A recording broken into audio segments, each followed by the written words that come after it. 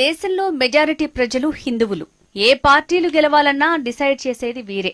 కానీ వీరికి మత ప్రాతిపదికన ఓటు వేసే అలవాటు లేదు. జాతీయవాదంతో పాటు స్థానిక సమీకరణాలు, మిగతా విషయాలను మాత్రమే పరిగణనలోకి తీసుకుని ఓటేస్తారు. ఏ రోజు తమ మతం కోసం, తమ ఆలయాల అభివృద్ధి కోసం, తమ ప్రయోజనాల కోసం ఓటేసిన సందర్భాలు చాలా తక్కువ. సరిగ్గా ఇదే కారణంతో లౌకికవాదం పేరుతో హిందుత్వాన్ని పార్టీలు చాలా లైట్ తీసుకుంటున్నాయి. లౌకికవాదం అంటే హిందూ వ్యతిరేకవాదంగా భావిస్తున్నాయి అనేక పార్టీలు. అలాంటి పార్టీలకు ఈ ఎన్నికల్లో హిందువులు గట్టిగా బుద్ధి చెప్పారు.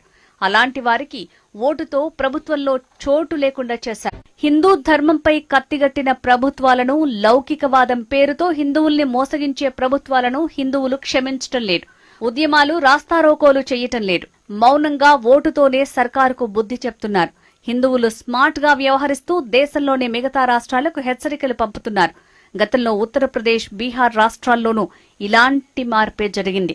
హిందువుల్ని ఓటు బ్యాంకుగా చూడకపోయినా పర్వాలేదు, కానీ నష్టం చేస్తే మాత్రం భరించే శక్తి నేటి తరానికి లేదు.